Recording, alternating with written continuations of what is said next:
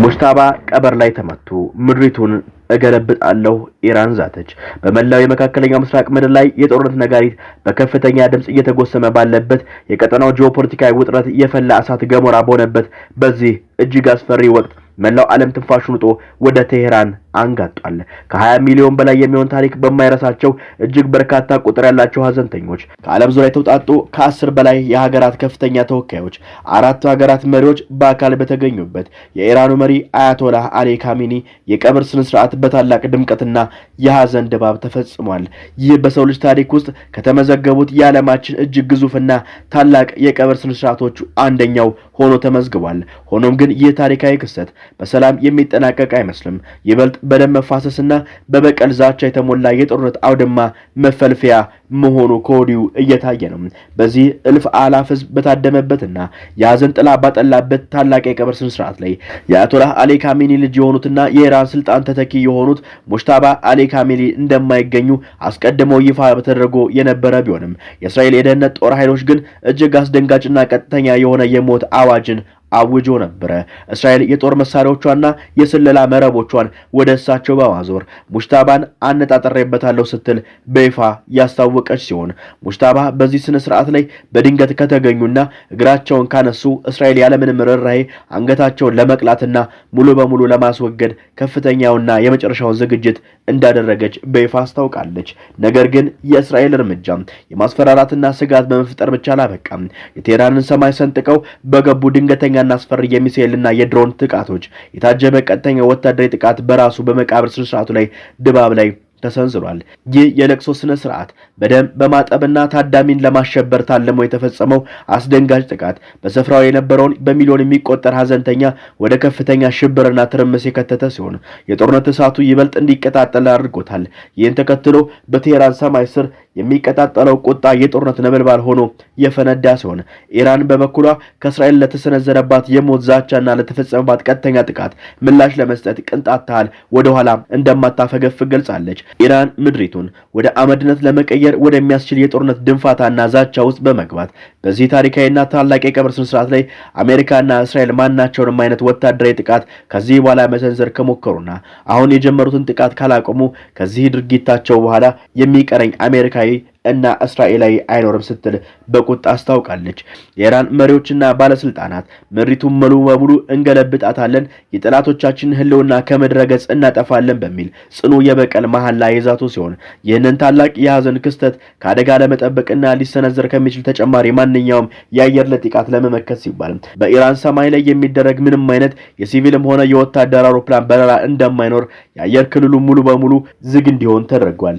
ይህ የአየር ክልል መዘጋት በቀጠናው ላይ የጦርነት ደመና ማጥላቱንና ግጭቱ ወደማይመለስበት ደረጃ ላይ መድረሱን የሚያሳይ ግልጽ ማረጋገጫ ሆኗል። ይህ በእንዲህ እንዳለ ታዋቂው የኒውዮርክ ታይምስ ጋዜጣ ዛሬ ይፋ ባደረገው እጅግ አስደንጋጭና ሚስጥራዊ መረጃ የጦርነት መጋረጃ በይበልጥ ገልጦታል። ጋዜጣው እንደዘገበው እስራኤል ከትዕይንቱ በስተጀርባ ሆነው ሰላማዊ መፍትሄ ለማፈላለግ የሚጥሩትን የኢራን ተደራዳሪዎች በአሰቃቂ ሁኔታ ለመግደልና ለማስወገድ ከፍተኛ ሴራ ስታሴርና ስታቀድ እንደነበረች ተጋልጧል። ይህ የእስራኤል የድብቅ ግድያ እቅድ ደግሞ ዋና አጋራ በሆነችው በአሜሪካ ላይ እጅግ ከፍተኛ የሆነና የደህንነት የፖለቲካ ስጋት አሳድሮባት እንደነበረ ታውቋል።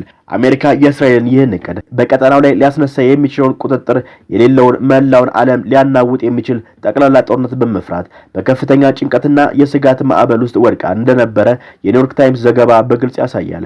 በአሁኑ ሰዓት በመካከለኛው ምስራቅ ያለው ሁኔታ በማንኛውም ሰከንድ ሊፈነዳ የሚችል የባሩድ በርሜል ላይ የተቀመጠ ሲሆን ዓለም ሀያላን መንግስታትም ቀጣዩን አስፈሪ ወታደራዊ እርምጃ በከፍተኛ ስጋት እየተጠባበቁ ይገኛሉ።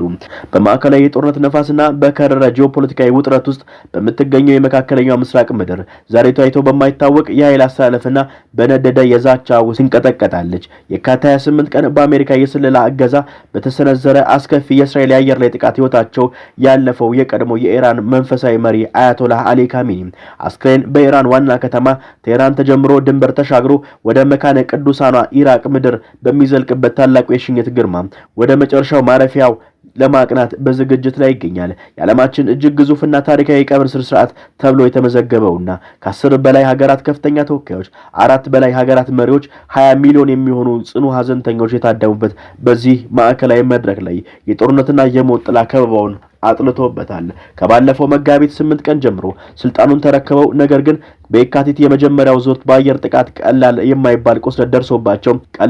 ደርሶባቸዋል የተባሉትና የጤና ሁኔታቸው በሚስጥር ጥቅልል የተያዘው አዲሱ የኢራን የበላይ መሪ ልጃቸው ሙጅተባ አሊ ካሚኒ በደህንነት ስጋት ምክንያት በዚህ ቀብር ስነ ስርዓት ላይ እንደማይገኙ በይፋ ተረጋግጧል። የእስራኤሉ መከላከያ ሚኒስትር እስራኤል ካትዝ በአዲሱ የኢራን መሪ ላይ ያነጣጠረ ግልጽ የግድያ አዋጅ በማወጅ ሙጅተባ ላይ አነጣጥረናል ሲሉ በይፋ የተናገሩ ሲሆን ሙጅተባ በአደባባይ ብቅ ካሉም እስራኤል አንገታቸውን ለመቅላትና የሞት ጣፈንታቸውን ለማርገብ ወታደራዊ ክንዷ አዘጋጅታ መጣዋበቋን አሳውቃለች። በዚህ የተነሳም የቀብር ስነ ስርዓቱ የደህንነት ስልቶች ለመቀየስ ሲባል እንዲዘገይ ተደርጓል። ይህን ተከትሎ የኢራን የውጭ ጉዳይ ሚኒስትር አባስ አራግቺና መላው የቴህራን አስተዳደር ምድሪቱን የሚያናውጥ የደም ጎርፍ የሚያስከትል አስፈሪ የቶላ ማጥቃት ምላሽ የሰጡ ሲሆን በአሜሪካና በእስራኤል በዚህ የቀብር ስነ ስርዓት ላይ ጥቃት ለመሰንዘር ከሞከሩ ከዚህ በኋላ አንድም አሜሪካዊና አንድም እስራኤላዊ በዚህ ምድር ላይ አይኖርም፣ ምድሪቱን እንገለብጣታለን በሚል ከባድ ድንፋታ ወደ እልህ አስጨራሽ ዛቻ ተሻግረዋል። ከዚህ በላይ በቁጣ የነደደችው ኢራን በማንኛውም ቅጽበት ሊሰነዘር የሚችልን የአየር ላይ ውርጅብኝን ለመከላከል ሲባል ሙሉ የአየር ክልሏን በብረት መጋረጃ በመዝጋት በሰማይ ላይ ምንም አይነት በረራ እንዳይኖር አግዳለች። ይህ በእንዲህ እንዳለ ከትዕይንቱ በስተጀርባ ዋሽንግተንና ቴህራን ለጊዜውም የሰላም ስምምነት ላይ ለመድረስ ረቂቅ ድርድር በሚያደርጉበት ወቅት እስራኤል የኢራንን ከፍተኛ የሰላም ተደራዳሪዎች ለመግደል እያሴረች ሊሆን ይችላል የሚል ከፍተኛ ስጋት በአሜሪካ ባለስልጣናት ዘንድ ተፈጥሮ እንደነበረ የውስጥ ምንጮች ጋር አረጋግጠዋል። የእስራኤል የጦር ስትራቴጂ በመጀመሪያው ጀምሮ የኢራንን ከፍተኛ መሪዎች በማጥፋት ጽኑ ዓላማ የነበራት ቢሆንም በተለይም በኤፕሪል ወር የተጀመረው የተኩስ አቁም ድርድር ተከትሎ የእስራኤል የትኩረት አቅጣጫ ወደ ቁልፍ ተደራዳሪዎቹ ይኸውም ወደ ውጭ ጉዳይ ሚኒስትሩ አባስ አራግቺና ወደ ፓርላማ አፈጉባኤው መሐመድ ባጋር ጋሊባፍ ላይ ማነጣጠሩ ድርድሩ ሙሉ በሙሉ ሊያደናቅፍ ይችላል የሚል ድንጋጤ በአሜሪካ ላይ ጥሏል። ዋሽንግተን ይህን የእስራኤል የግድያ እቅድ ከተሳካ የሰላም ተስፋው እንደሚከሽፍና ጦርነቱ እንደገና በከፋ መልኩ እንደሚቀጣጠል በመገንዘብ በአራግቺና በጋሊባፍ ማስጠንቀቂያ እንዲደርሳቸው ለአካባቢው ሀገራት ጭምር ጥሪ አቅርባ የነበረ ሲሆን ከዚህ ቀደም አሜሪካ ልታደርጋቸው የፈለገቻቸውን እንደ ብሔራዊ ደህንነት ባለስልጣኑ አሊ ላርጃኒና የቀድሞ የውጭ ጉዳይ ሚኒስትር ካሚሊ ካራዚ ያሉ ይበልጥ ምክንያታዊ መሪዎችን በእስራኤል የአየር ጥቃት መገደላቸው የአሜሪካ ስጋትን ይበልጥ አጋግሎታል።